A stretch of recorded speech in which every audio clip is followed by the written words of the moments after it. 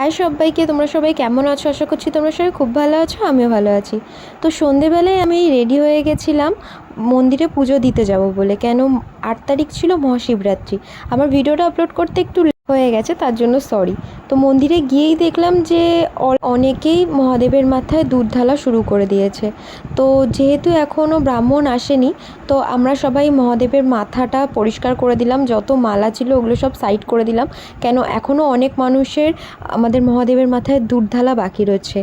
তো আমি ফার্স্ট ওখানে বসেছিলাম বলে কেউ খারাপ মনে করো না, কেন বাবার পাশে বসেছিলাম। তো আমাকে ব্রাহ্মণমশাই নিজেই বলেছিলেন, তুই বাবার পাশে বসে বাবার মাথায় দুধ, দই, ঘি এইগুলো একটু দিয়ে সুন্দর করে মাখিয়ে দে।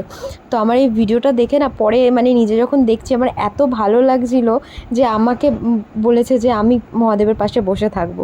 দুঃখের বিষয়, আমি 3 প্রহরে জলটা আর ঢালতে পারিনি। আমি একবারই জল ঢেলে চলে এসেছিলাম, কেন আমার শরীরটা খুব খারাপ লাগছিল। তাও আমার বাড়ি যেতে যেতে 10:30 বেজে গেছে। আর তোমরা কে কে শিবরাত্রি করেছো সেটা আমাকে কমেন্টে জানাতে ভুলো না। আমার পুজো কমপ্লিট করে আমি যাচ্ছিলাম বাড়ির দিকে। আমি ততক্ষণ বাড়ি যেতে থাকি, তোমরা ঝটপট গিয়ে আমার চ্যানেলটাকে সাবস্ক্রাইব করে দাও। Thank you everyone.